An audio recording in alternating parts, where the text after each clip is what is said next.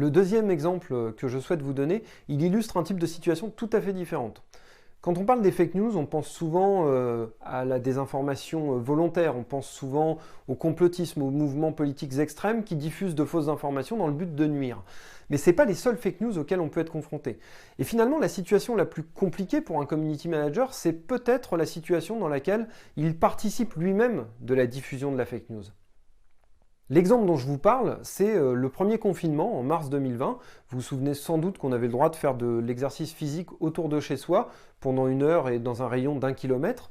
Et assez rapidement à ce moment-là se pose la question du vélo.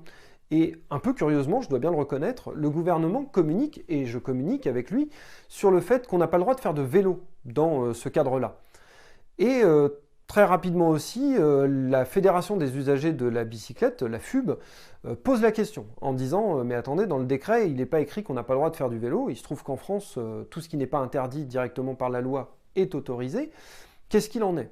Et on continue de répondre en disant bah non, mais vous comprenez bien, dans un rayon d'1 heure et d'1 kilomètre, ça n'aurait pas tellement de sens d'aller faire du vélo, donc on interdit la pratique. Cette diffusion d'informations, elle n'est pas neutre, parce que ça voulait dire aussi que les gens qui faisaient quand même du vélo dans ces conditions-là pouvaient recevoir une amende de la part des forces de l'ordre. Pour autant, dans le décret, rien n'était écrit.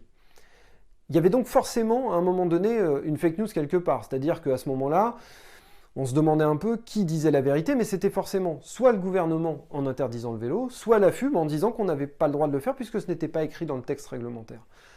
Cette fake news-là, elle a trouvé sa résolution par une décision du Conseil d'État, tout simplement. La FUB l'a saisie, et quelques semaines plus tard, le Conseil d'État a statué en disant que le gouvernement ne pouvait pas empêcher les citoyens de faire du vélo dans les conditions édictées par le décret.